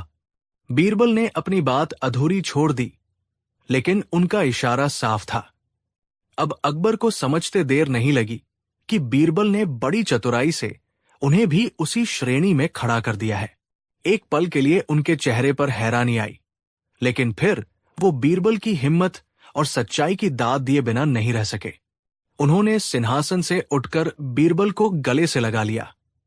शाबाश बीरबल, तुमने आज साबित कर दिया कि सच्चा बुद्धिमान वही है जो न सिर्फ दूसरों को आईना दिखाए बल्कि जरूरत पड़ने पर खुद को और अपने बादशाह को भी आईना दिखाने से न डरे। तुम्हारी ये गुस्ताखी हमें किसी भी इनाम से ज्यादा प्यारी है। और इस तरह बीरबल ने न सिर्फ एक असंभव शर्त को पूरा किया बल्कि शहंशाह को उन्हीं के खेल में ऐसी मात दी जिसे दरबार में बैठा हर व्यक्ति जिंदगी भर नहीं भूल पाया। ये कहानी हमें सिखाती है कि बुद्धि का सबसे बड़ा प्रमाण दूसरों को मूर्ख साबित करना नहीं बल्कि विनम्रता और हास्य के साथ सच को स्वीकार करने की हिम्मत रखना है। कहानी 5। आगरा शहर की एक संकरी गली में, जहां सूरज की रोशनी भी बड़ी मुश्किल से अपना रास्ता बना पाती थी, पंडित शिवदत्त का एक छोटा सा मिट्टी का घर था। घर छोटा था, लेकिन शिवदत्त का दिल और उनकी आस्था बहुत बड़ी थी। वे भगवान के परम भक्त थे, दिन रात पूजा पाठ में लीन रहते और जो कुछ भी भिक्षा में मिलता उसी से अपने और अपनी पत्नी रमा के लिए 2 वक्त की रोटी का जुगाड़ करते। गरीबी ने उनके शरीर को भले ही कमजोर कर दिया था, पर उनकी आत्मा की चमक को कभी फीका नहीं कर सकी। एक दिन पंडित शिवदत्त के मन में अपने पितरों के लिए एक विशेष अनुष्ठान करने का विचार आया। शास्त्रों में इस अनुष्ठान का बड़ा महत्व बताया गया था और इसे करने के लिए 1.25 सेर, लगभग 1.25 किलो पवित्र और शुद्ध गेहूं की आवश्यकता थी। शिवदत्त ने अपनी पत्नी रमा से कहा, रमा, हमारे पूर्वजों की आत्मा की शांति के लिए हमें ये अनुष्ठान करना ही होगा, पर चिंता यह है कि हमारे घर में तो एक मुट्ठी अनाज भी नहीं है। सवा सेर गेहूं का प्रबंध कहां से होगा? रमा की आंखों में चिंता तैर गई। उन्होंने घर के खालिर्तनों की ओर देखा और एक गहरी सांस लेकर बोली, स्वामी, आप चिंता न करें। ईश्वर ने जब ये इच्छा आपके मन में डाली है तो वही कोई रास्ता भी दिखाएगा। आप गांव के सबसे बड़े सेठ धनराज मल के पास जाकर देखिए। सुना है कि वो जरूरतमंदों की मदद करते हैं। पंडित शिवदत्त को ये विचार अच्छा नहीं लगा। वे सेठ धनराज की कीर्ति और कुकीर्ति दोनों से परिचित थे। धनराज जितना धनी था उससे कहीं ज्यादा लालची और मक्कार था। उसकी मदद के जाल में जो एक बार फंस जाता उसका निकलना मुश्किल हो जाता था। लेकिन इस समय शिवदत्त के पास कोई और चारा भी तो नहीं था। अपनी आस्था और विवशता के बोझ तले दबे वे भारी मन से सेठ धनराज की आलीशान हवेली की ओर चल पड़े। सेठ धनराज की हवेली उसके चरित्र की तरह ही थी, बाहर से भव्य पर अंदर से उतनी ही जटिल और बेरहम। पंडित शिवदत्त जब वहां पहुंचे तो सेठ मखमल के गद्दे पर बैठा सोने चांदी के सिक्कों का हिसाब कर रहा था। उसकी आंखों में सिक्कों की चमक किसी भूखे भेड़िए की आंखों जैसी लग रही थी। शिवदत्त ने हाथ जोड़कर प्रणाम किया। सेठ जी, मैं एक बड़ी आशा लेकर आपके द्वार पर आया हूं। सेठ ने बिना नजर उठाए रूखे स्वर में पूछा, क्या काम है पंडित? मेरे पास व्यर्थ की बातें सुनने का समय नहीं है। पंडित शिवदत्त ने झिझकते हुए अपनी पूरी बात बताई। सेठ जी, मुझे अपने पितरों के लिए एक अनुष्ठान करना है, जिसके लिए मुझे केवल सवा सेर गेहूं की आवश्यकता है। फसल आने पर मैं आपको ब्याज सहित लौटा दूंगा। कृपा करके मेरी मदद कीजिए। सवा सेर गेहूं सुनकर सेठ धनराज के चेहरे पर एक कुटिल मुस्कान फैल गई। ये तो उसके लिए बहुत छोटी रकम थी, लेकिन उसका शैतानी दिमाग इसमें भी एक बड़ा मुनाफा देख रहा था। उसने सोचा, ये सीधा सादा ब्राह्मण मेरे जाल में आसानी से फंस जाएगा। उसने बड़ी विनम्रता का दिखावा करते हुए कहा, अरे पंडित जी, आप कैसी बात करते हैं? आप हमारे नगर के सम्मानित ब्राह्मण हैं। आपकी मदद करना तो हमारा धर्म है। मैं आपको सवा सेर गेहूं जरूर दूंगा और ब्याज भी नहीं लूंगा। पंडित शिवदत्त को अपने कानों पर विश्वास नहीं हुआ। सच सेठ जी, आपकी बड़ी कृपा होगी। हाँ, बिल्कुल, सेठ ने कहा, पर मेरी एक छोटी सी शर्त है। मैं चाहता हूं कि जब 6 महीने बाद फसल कटे तो तुम मुझे यही गेहूं के दाने वापस लौटाओ। एक भी दाना इधर उधर नहीं होना चाहिए। मैं अपने अन्न का बहुत सम्मान करता हूं। ये सुनकर पंडित शिवदत्त के माथे पर बल पड़ गए। ये कैसी शर्त थी? जो गेहूं वो अनुष्ठान में उपयोग कर लेंगे या जो बीज वो खेत में बो देंगे, उन्हीं दानों को वापस कैसे लौटा सकते थे? उन्होंने अपनी शंका व्यक्त की। लेकिन सेठ जी, ये कैसे संभव है? जो गेहूं मैं इस्तेमाल करूंगा उसे वापस कैसे करूंगा? सेठ धनराज ने मक्कारी से हंसते हुए कहा, पंडित जी, ये तो आपको सोचना है। मैं तो बस इतना जानता हूं कि मुझे मेरे दिए हुए गेहूं के वही दाने वापस चाहिए। अगर शर्त मंजूर है तो बोलो, वरना मैं किसी और की मदद करूं। पंडित शिवदत्त धर्म संकट में पड़ गए। एक तरफ अनुष्ठान की अनिवार्यता थी और दूसरी तरफ सेठ की ये असंभव शर्त। उन्होंने सोचा, शायद ईश्वर कोई चमत्कार कर दे, या हो सकता है कि 6 महीने बाद सेठ का मन बदल जाए। अपनी लाचारी के आगे झुकते हुए उन्होंने कांपते हाथों से सेठ के बनाए हुए दस्तावेज पर अंगूठा लगा दिया, जिसमें ये शर्त साफ साफ लिखी हुई थी। सेठ ने अपने नौकर को आवाज दी और सवा सेर गेहूं तुलवाकर पंडित जी की झोली में डाल दिया। शिवदत्त ने धन्यवाद किया और भारी मन से घर लौट आए, ये जानते हुए कि उन्होंने अपनी आजादी एक लालची सेठ के हाथों गिरवी रख दी है। पंडित शिवदत्त ने उस गेहूं में से थोड़ा सा अनुष्ठान के लिए इस्तेमाल किया और बाकी को अपने छोटे से खेत में बो दिया। उन्होंने दिन रात मेहनत की। सूरज की तपिश सही, बारिश में भीगे, लेकिन अपने खेत को अपनी संतान की तरह सींचा। ईश्वर की कृपा से उस साल फसल बहुत अच्छी हुई। उनके खेत में गेहूं की सुनहरी बालियां लहलहा रही थी। फसल कटने के बाद शिवदत्त ने वादा पूरा करने का निश्चय किया। उन्होंने सबसे अच्छे गेहूं के दानों में से 5 सेर, जो 1.25 सेर से कहीं ज्यादा था, एक बोरी में भरे और सेठ धनराज की हवेली पहुंचे। सेठ जी, प्रणाम। उन्होंने बोरी सेठ के कदमों में रखते हुए कहा, ये लीजिए आपका गेहूं। आपकी कृपा से मेरी फसल बहुत अच्छी हुई है। मैंने आपका 1.25 सेर के बदले 5 सेर गेहूं लाया हूं। सेठ धनराज ने बोरी की तरफ देखा भी नहीं। उसने अपनी तिजोरी से वो पुराना दस्तावेज निकाला और उसे शिवदत्त के चेहरे के सामने लहराते हुए बोला, पंडित, मुझे तुम्हारा ये गेहूं नहीं चाहिए। मुझे तो मेरा वही 1.25 सेर गेहूं चाहिए, जिसके एक एक दाने मैंने तुम्हें दिए थे। लाओ, मेरे वही दाने मुझे वापस करो। पंडित शिवदत्त के पैरों तले जमीन खिसक गई। उन्होंने हाथ जोड़कर गिड़गिड़ाते हुए कहा, सेठ जी, ये आप क्या कह रहे हैं? ये तो असंभव है। वो दाने तो या तो यज्ञ में स्वाहा हो गए या खेत में मिलकर हजारों दानों में बदल गए। मैं वही दाने कहां से लाऊं? आप मुझ गरीब पर रहम कीजिए। लेकिन सेठ धनराज के पत्थर दिल पर कोई असर नहीं हुआ। उसने क्रूरता से कहा, मैंने तो पहले ही कहा था। शर्त तो शर्त होती है, या तो मेरा वही गेहूं लौटाओ, या फिर इस दस्तावेज के अनुसार तुम्हारा ये खेत, तुम्हारा ये घर, सब कुछ आज से मेरा हुआ। तुम और तुम्हारी पत्नी मेरे बंधुआ मजदूर बनकर रहोगे। पंडित शिवदत्त की आंखों से आशा की आखिरी किरण भी बुझ चुकी थी और उनकी जगह निराशा के गहरे बादलों ने ले ली थी।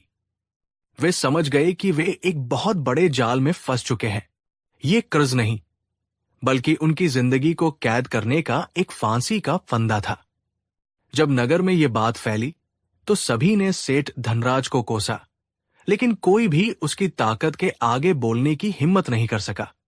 हर तरफ से निराश होकर पंडित शिवदत्त की पत्नी रमा ने उन्हें सलाह दी, स्वामी, अब एक ही रास्ता बचा है, शहंशाह अकबर का दरबार। सुना है कि वहां बीरबल नाम के एक मंत्री हैं, जो दूध का दूध और पानी का पानी कर देते हैं। हमें उनके पास चलना चाहिए।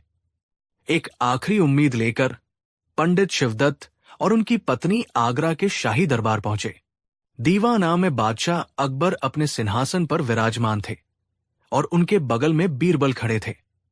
पंडित शिवदत्त ने रोते हुए अपनी पूरी आपबीती बादशाह को सुनाई। सेठ धनराज को भी दरबार में तलब किया गया। सेठ ने बड़े आत्मविश्वास के साथ वो दस्तावेज बादशाह के सामने पेश किया। जहां पनाह, मैं तो बस अपना हक मांग रहा हूं। इस दस्तावेज पर इस पंडित का अंगूठा लगा है। इसने शर्त मानकर मुझसे गेहूं लिया था। अब इसे शर्त पूरी करनी होगी। इसमें मैंने क्या गलत किया? अकबर ने दस्तावेज पढ़ा। कानूनी तौर पर सेठ अपनी जगह सही था। बादशाह भी धर्म संकट में पड़ गए। वे जानते थे कि सेठ ने अन्याय किया है, लेकिन दस्तावेज के खिलाफ कैसे जा सकते थे? उन्होंने मदद के लिए अपने सबसे भरोसेमंद सलाहकार बीरबल की ओर देखा। बीरबल के चेहरे पर एक शांत मुस्कान थी। उन्होंने पंडित शिवदत्त और सेठ धनराज दोनों को ध्यान से देखा और फिर बादशाह से मुखातिब हुए।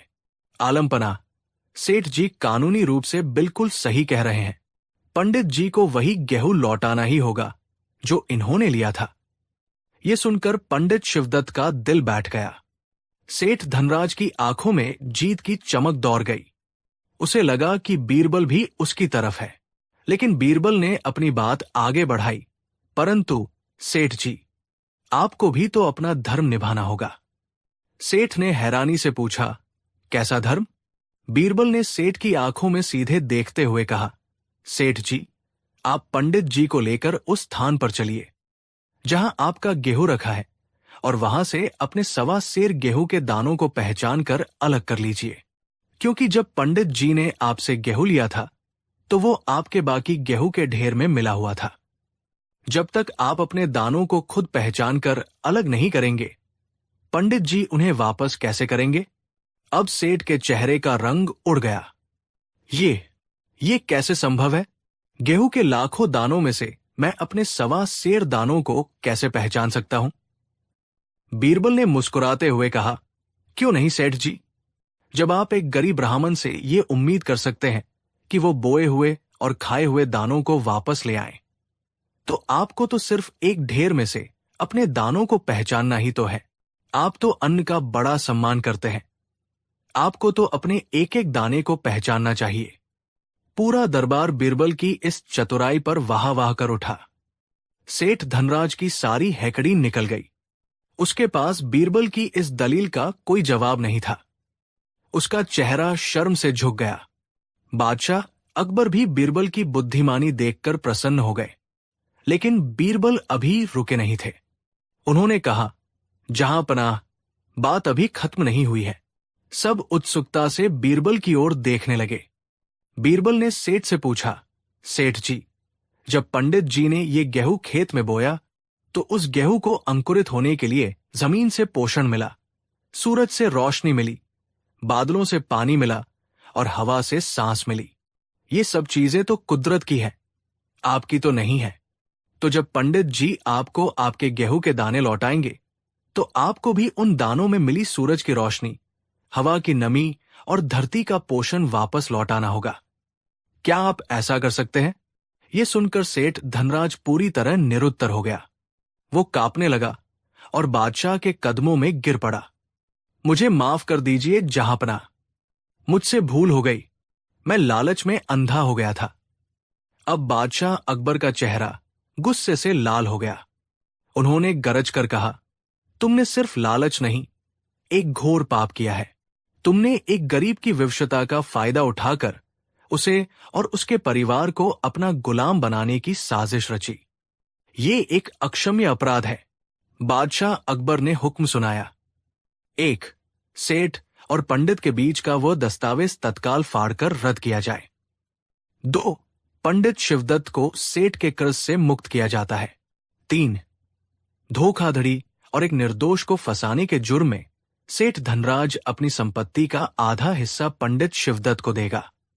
4. बाकी आधे हिस्से को शाही खजाने में जमा किया जाएगा और सेठ को 1 साल के लिए कारावास की सजा दी जाती है, ताकि उसे अपनी गलती का एहसास हो सके।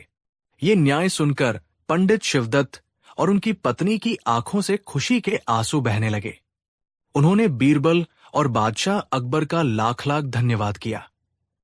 उस दिन आगरा के दरबार से सिर्फ एक फैसला नहीं, बल्कि एक संदेश भी गूंजा था कि लालच और अन्याय चाहे कितने भी शक्तिशाली क्यों न हो, सत्य और बुद्धि के सामने उन्हें एक दिन घुटने टेकने ही पड़ते हैं। बीरबल की चतुराई ने एक बार फिर साबित कर दिया था कि सच्चा न्याय कानून की किताबों से नहीं, बल्कि इंसानियत और विवेक से होता है। कहानी 6। मुगलिया सल्तनत का सूरज जब अपने पूरे उफान पर था, तब आगरा का दीवान-ए-खास केवल एक दरबार नहीं, बल्कि हिंदुस्तान की प्रतिभा का सबसे बड़ा मंच हुआ करता था। यहां तलवारों की खनक से ज्यादा विचारों का टकराव होता था और शस्त्रों की शक्ति से अधिक शास्त्रों की गहराई को परखा जाता था। और इस मंच के सबसे बड़े जौहरी थे शहंशाह अकबर, जिनकी पारखी नजरें हमेशा सच्चे ज्ञान की तलाश में रहती थी। उनके नवरत्नों में बीरबल का स्थान सबसे अलग था। वो उस कोहिनूर की तरह थे जिसकी चमक के आगे सब फीके पड़ जाते थे, लेकिन जहां फूल होते हैं वहां कांटे भी होते हैं। बीरबल की प्रसिद्धि जहां सल्तनत का मान बढ़ाती थी, वहीं कईयों के दिलों में ईर्ष्या की आग भी जलाती थी। दरबारी तो मन मसोस कर रह जाते थे, लेकिन बीरबल की ख्याति अब सरहदों को पार कर दूर दराज के राज्यों तक पहुंच चुकी थी। एक दिन दरबार में एक ऐसी खबर आई जिसने माहौल में एक अजीब सी सरगर्मी पैदा कर दी। काशी, जो ज्ञान और पांडित्य का गढ़ माना जाता था, वहां से एक महान विद्वान पंडित विद्याधर शर्मा आगरा पधार रहे थे। विद्याधर कोई साधारण पंडित नहीं थे। वो तर्कशास्त्र के अजेय योद्धा माने जाते थे।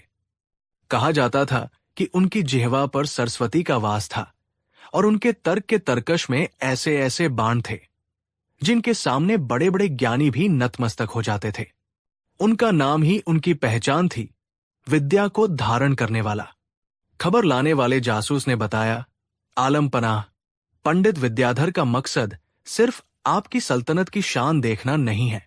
उन्होंने खुले तौर पर यह घोषणा की है कि वो आपके नवरत्न बीरबल की बुद्धि को चुनौती देने आए हैं। उनका कहना है कि बीरबल की चतुराई सिर्फ कहानियों और चापलूसी का खेल है। सच्चे ज्ञान और तर्क के सामने वो एक पल भी नहीं टिक पाएंगे। ये सुनते ही दरबार में एक सन्नाटा पसर गया। ये सिर्फ बीरबल पर नहीं, बल्कि शहंशाह अकबर के चयन और पूरे दरबार की प्रतिष्ठा पर सीधा हमला था। अकबर के माथे पर बल पड़ गए। उन्हें बीरबल की काबिलियत पर कोई शक नहीं था, लेकिन वो विद्याधर के घमंड को भी तोड़ना चाहते थे। कुछ ही दिनों में पंडित विद्याधर का दरबार में आगमन हुआ। उनका व्यक्तित्व उनकी ख्याति के अनुरूप ही था। ऊंचा कद, चौड़ा माथा, आंखों में ज्ञान का तेज और वाणी में एक ऐसा आत्मविश्वास जो किसी को भी प्रभावित कर दे। उन्होंने शहंशाह अकबर को प्रणाम किया, लेकिन उनकी नजरें पूरे दरबार में बीरबल को ढूंढ रही थी। अकबर ने उनका स्वागत किया और आने का कारण पूछा। विद्याधर ने बड़ी विनम्रता का चोला ओढ़े हुए कहा, शहंशाह, मैं ज्ञान का एक तुच्छ उपासक हूं। मैंने आपके नवरत्न श्रीमान बीरबल की बुद्धिमत्ता के बहुत चर्चे सुने हैं। मेरी बस इतनी सी इच्छा है कि मैं उनके ज्ञान सागर से कुछ बूंदें प्राप्त कर सकूं। मैं उनसे तर्क पर आधारित एक छोटा सा प्रश्न पूछना चाहता हूं। यदि वो उसका सही उत्तर दे पाए तो मैं मान लूंगा कि जो मैंने सुना है वो सत्य है, और यदि नहीं तो खैर, सत्य तो सत्य ही रहेगा। उनकी बातों में विनम्रता थी, लेकिन अहंकार की धार तलवार से भी ज्यादा पैनी थी। अकबर ने बीरबल की ओर देखा। बीरबल शांत भाव से खड़े थे। उनके चेहरे पर न कोई चिंता थी, न कोई घबराहट। बीरबल ने आगे बढ़कर कहा, पंडित जी, आप हमारे मेहमान हैं और ज्ञान की चर्चा तो हमें सदैव प्रिय है। आप निसंकोच अपना प्रश्न पूछ सकते हैं। विद्याधर के चेहरे पर एक विजयी मुस्कान तैर गई। उन्हें लगा था कि बीरबल शायद आनाकानी करेंगे, लेकिन उनकी सहज स्वीकृति ने विद्याधर के आत्मविश्वास को और बढ़ा दिया। ठीक है, विद्याधर ने कहा और पूरे दरबार पर एक नजर डाली। लेकिन मेरी एक शर्त है, शहंशाह। यह प्रश्न केवल बीरबल के लिए है। इसका उत्तर केवल हां या नहीं में नहीं दिया जा सकता। उत्तर तर्कपूर्ण और अकाट्य होना चाहिए।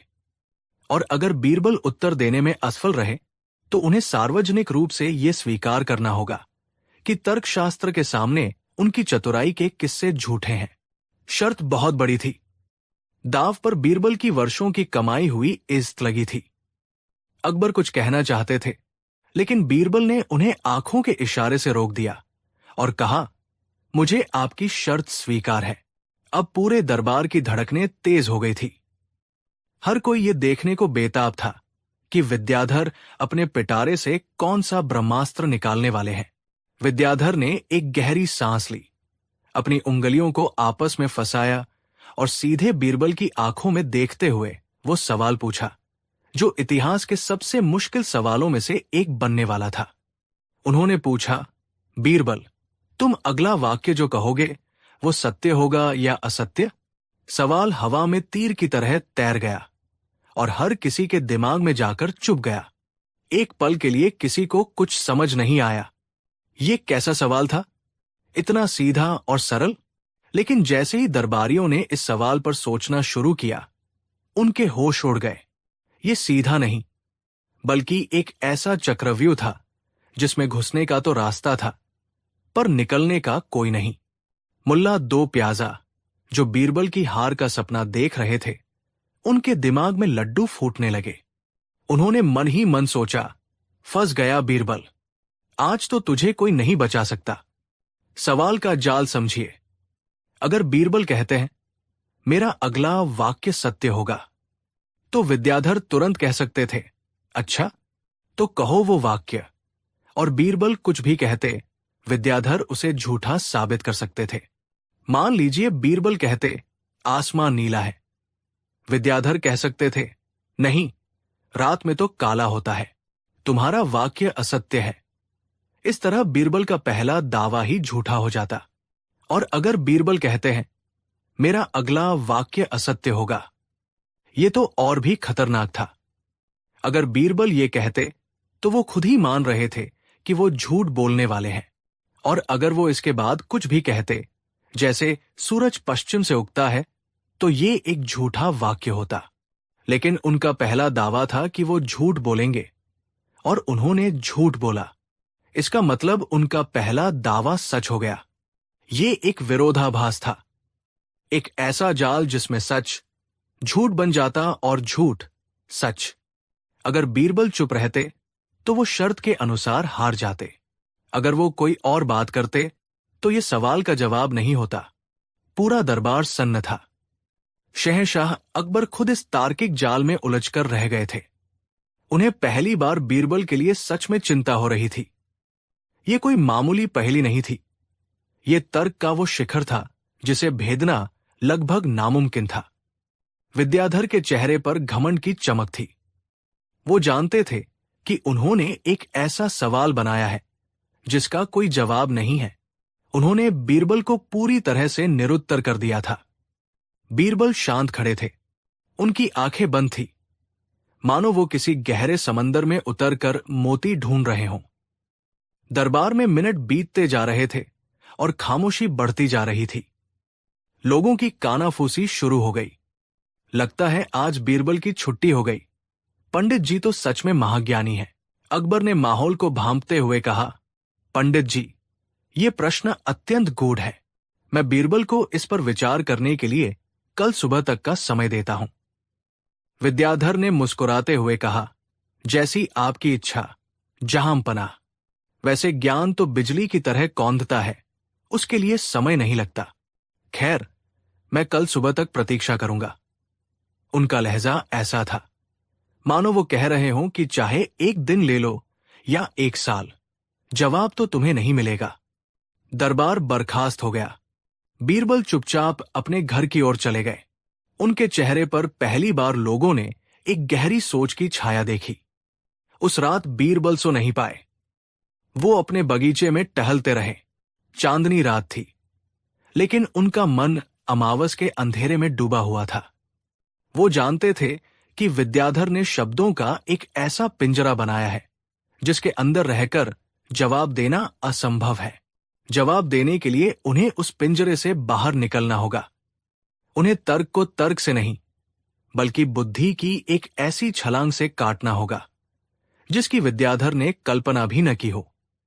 सोचते सोचते उनकी नजर अपने माली पर पड़ी, जो एक छोटे पौधे को बड़े ध्यान से एक जगह से निकालकर दूसरी जगह लगा रहा था। बीरबल ने पूछा, काका, ये क्या कर रहे हो? माली ने जवाब दिया, हुजूर, इस पौधे की जड़ें यहां जमीन में ठीक से फैल नहीं पा रही थी। मिट्टी बहुत सख्त है, इसलिए इसे वहां नरम मिट्टी में लगा रहा हूं ताकि ये खुलकर बढ़ सके। माली की ये साधारण सी बात बीरबल के दिमाग में बिजली की तरह कौंध गई। उन्हें अपना जवाब मिल गया था। समस्या सवाल की मिट्टी में थी, जो बहुत सख्त थी।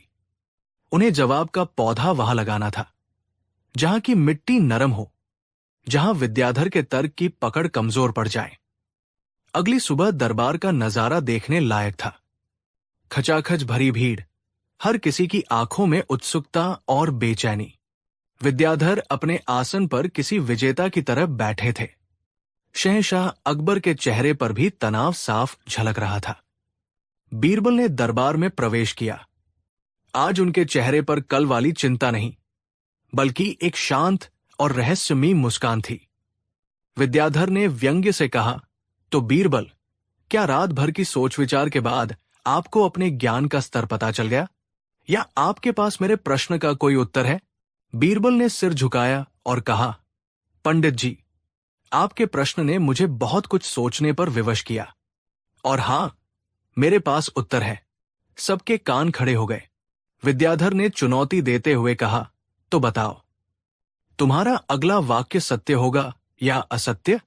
बीरबल ने एक गहरी सांस ली, अपनी नजरों को सीधा पंडित विद्याधर की आंखों में गड़ा दिया और एक ऐसा वाक्य कहा जिसकी किसी ने कल्पना भी नहीं की थी। बीरबल ने दृढ़ता से कहा, पंडित जी, आप मुझे इसी क्षण दरबार से बाहर फिंकवा देंगे। ये सुनते ही विद्याधर का चेहरा उतर गया। दरबार में पहले तो एक खामोशी छाई, फिर लोगों के दिमाग में बीरबल के कहे वाक्य का अर्थ गूंजने लगा। बीरबल ने एक नया चक्रव्यूह रच दिया था, जो विद्याधर के चक्रव्यूह से भी ज्यादा जटिल था। अब फंसने की बारी पंडित विद्याधर की थी।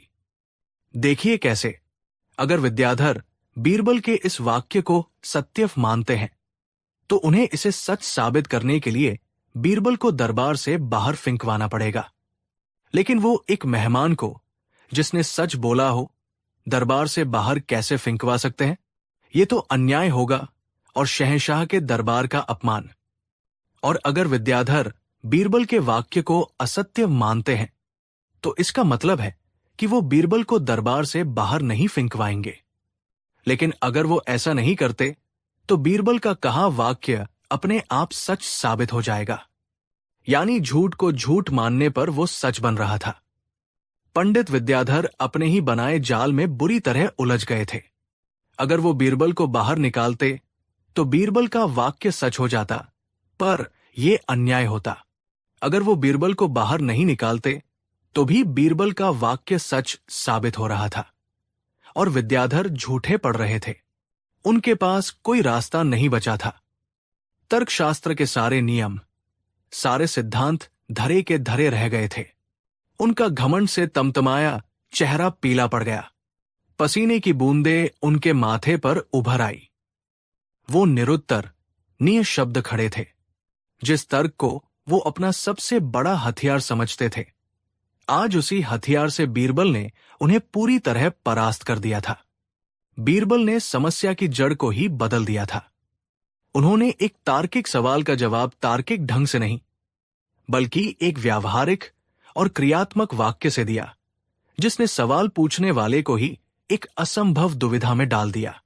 पूरा दरबार, जो कुछ क्षण पहले तक बीरबल की हार का अनुमान लगा रहा था, अब आश्चर्य और सम्मान से उनकी ओर देख रहा था।